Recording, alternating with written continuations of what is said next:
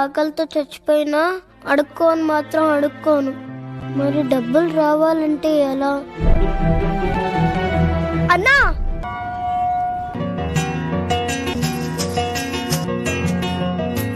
పువ్వు ఎంతరా? 10 రూపాయలు. థ్యాంక్ యూ రా.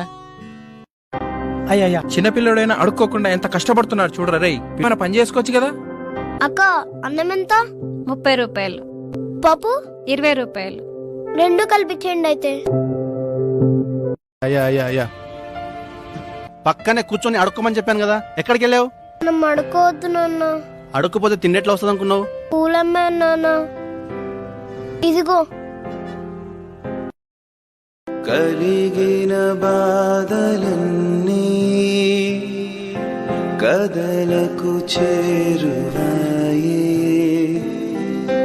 బ్రతుకున ఆశలన్నీ ఇక్కడి నుంచి మనం బిచ్చం అడుక్కోవద్దు నాన్న. పూలు అమ్ముకుందాం.